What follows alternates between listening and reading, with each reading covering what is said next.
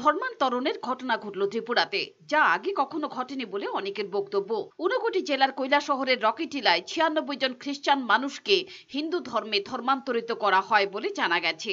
রকিটিলার এই বাসিন্দারা চা বাগানের শ্রমিক। এরা সবাই মুন্ডা।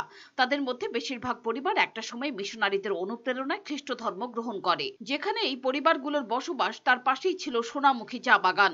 রবিবার বিশ্ব জাগরণ মঞ্চের ইচ্ছায় তাদের হিন্দু ধর্মে ধর্মান্তরিত করা হয়।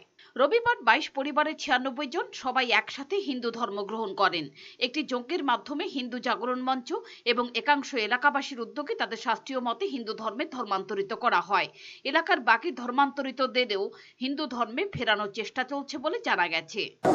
আজকে রাচিটিলাবাসীর ইচ্ছাকে সম্মান জানিয়ে হিন্দু জাগরণ মঞ্চ ওদেরকে হিন্দু ধর্মে পরিবর্তনের যে কর্মকাণ্ড সেটাকে আয়োজন করেছে। রিপোর্ট, চ্যানেল দিনরাত।